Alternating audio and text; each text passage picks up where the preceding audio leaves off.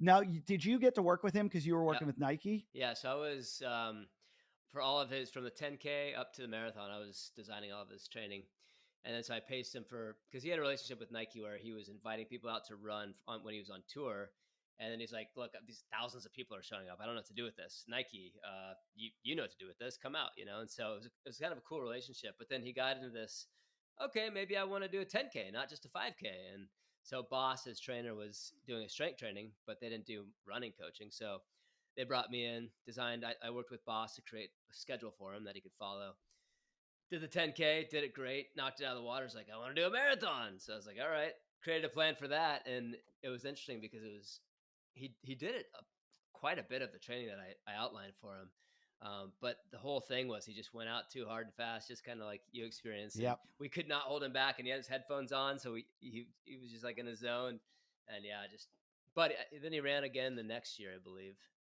I didn't run with him on that one, but. Yeah. So when you do that, when you pace someone like Kevin, which is at a much slower pace than what you do, you don't consider that running the marathon. That was like a training day. Yeah, for you. I wouldn't count that as one of my marathons. At the same time, it's harder for me to do that. Like I get so locked up. Like when we'd stop, when Kevin's cramping, I'm like, man, I'm getting tired. And then we'd stop in a quarter mile. Interesting. All of that stopping and starting and the slow, tight hip movements, like I don't train for that. I train for this open stride 2.5 hour experience, like to be out there for 4 hours. And I'm like, now I'm hungry. And I'm like, dude, what is the deal with this?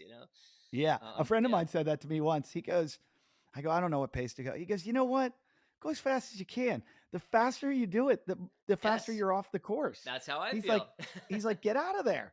And so I think that's why I did what I did. But you said something interesting there that reminded me. I trained for it, and I'm a weird guy. I could talk to you for hours about this, and it's not about me. It's about you.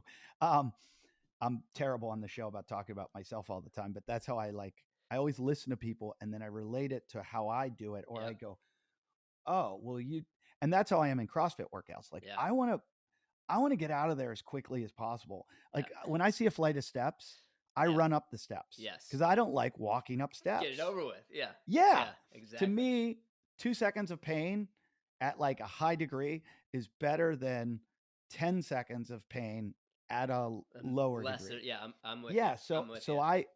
So when it comes to my running, I do now I try to do heart rate and figure stuff out. And I was going to go back to saying Mike Anderson told me when we did the backbone, I said, they want me to do it again. And I said, if I did it again, I could only do it if we made it 100 miles.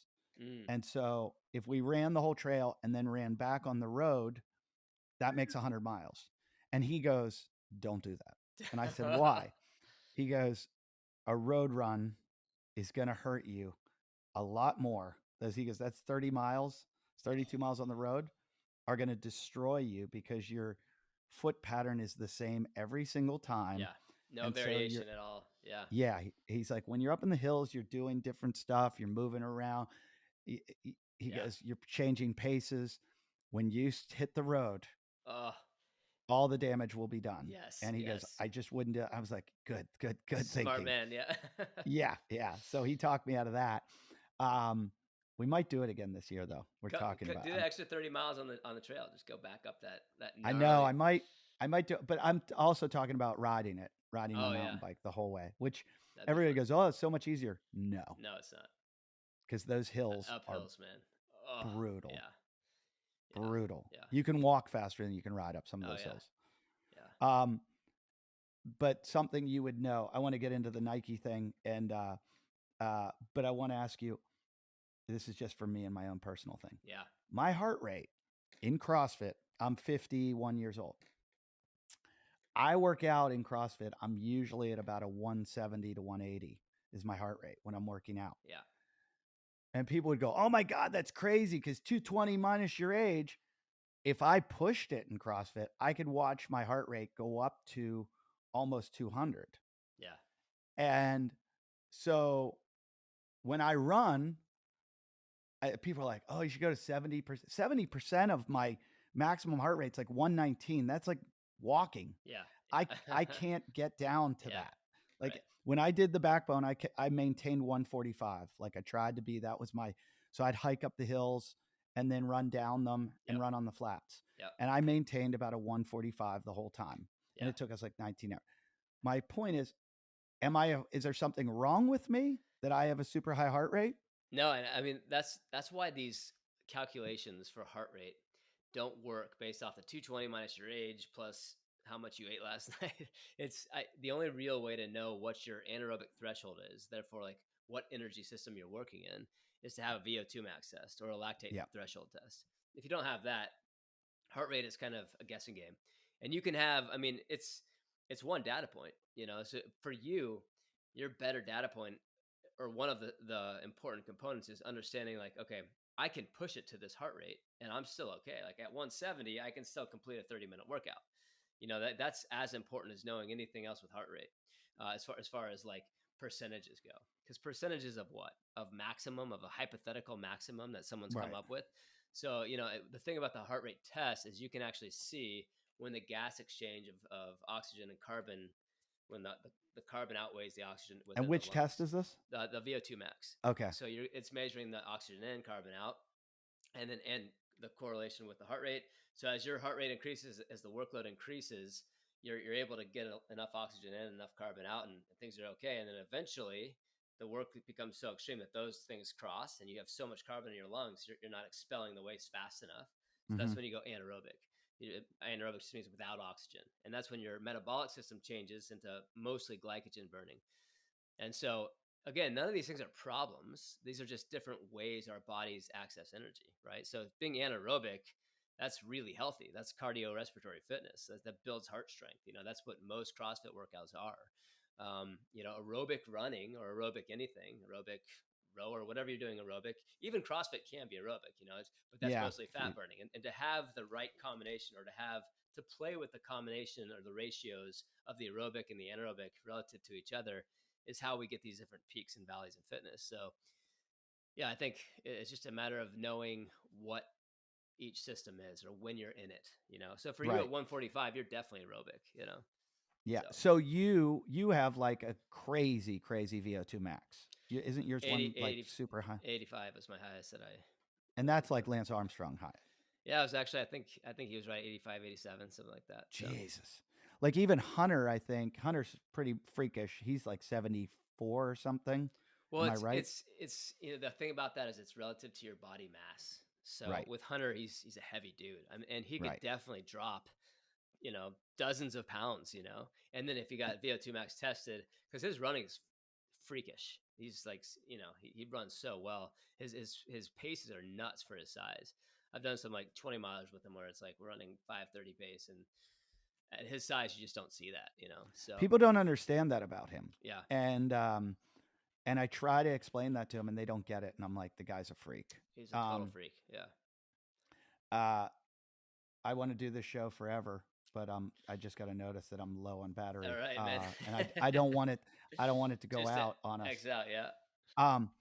The Nike thing. You were coaching at Nike? Yeah, for 7 years, I was one of their global running coaches, and a lot of great opportunities. I did. I was actually the head running coach for their entertainment marketing. So that's why the Kevin Hart stuff. Worked with Theo Rossi, DJ Vice, John Gurley from Portugal the Man. I just had the list of awesome humans was really. That's so cool. It was really cool, man. We didn't quite get to you yet, So you were on the list, but we hadn't gotten there yet. But yeah, it was awesome, man. And then I also got to coach like on the streets, just coach like your everyday athletes, and yeah, it was a great time. So.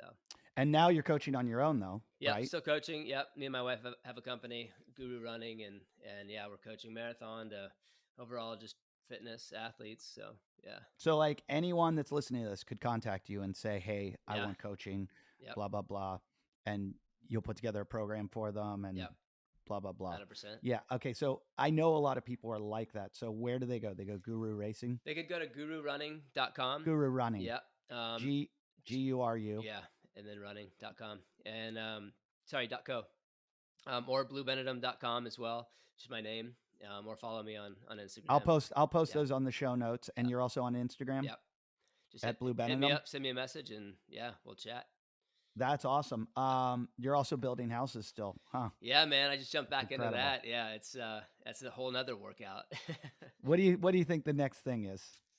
I don't know, man. It's like I want to go back into jujitsu. I want to. I'm definitely back into CrossFit already. So let's just. I guess I'm gonna see Where how I can put it all together. where are you doing CrossFit now? Right now, out of my garage. So, Oh yeah. Yeah. but are you at Precision or where do you go? I've been to Precision a bunch. Okay. I like Mike Tremello down there. I go with Mike a lot and down in Malibu, Okay. but I have a gym here at my garage. You should come up and work out sometime. I'm there. Say I'm when. I'm working with RPM. RPM just gave me a whole bunch of new equipment, Sick. and I can do. It's great because I can do a class through Pat Barber. Do you know who Pat Barber is? Oh yeah, yeah. So Pat's their head coach at Adam, Nice. and I can just like go out into my garage, turn it on, and have a class with Pat. That's awesome. It is Amazing. awesome because I will never warm up myself. Yeah. You just go I right will in. never. I go straight Full in, and then hamstring. Yeah. and then I regret it for the rest of my life. But this way, it's like, all right, Yeah. I'll do Okay. it. I'll warm up. Yeah. And I love Pat. I've surfed with him a couple times. He likes to take me to places where I almost die, Yeah. and Sounds like he's my just dad. yeah, he's a great dude. So Love it. yeah, you'll have to come up and work out with Hunter and I sometime. Let's do it, man. Count me in. Hunter will always come up with some stupid workout that'll involve sandbags, and I'll Oh God. kill myself. Brutal. But Sounds great. yeah, so I'll probably see you tomorrow, dropping the kids off at Yeah. school. Sounds good, man. Thanks for having Hey, me. thanks for doing the episode. I'd love to have you on again sometime, Yeah. and really, really, maybe break down listeners' questions about running and form and Yeah. VO2 max and all that stuff. Love but to. but I took a little bit away from this. I'm going to go get my VO2 max to kind of figure out how far Where you're I at. can go. Yeah, baby. Yeah. Love Yeah. it. Listen, I really would have kept you longer. I'm at 6%. And I All don't right, want bro. it to die. Good All talking right. to you, man. I will talk to you All later. right. Late.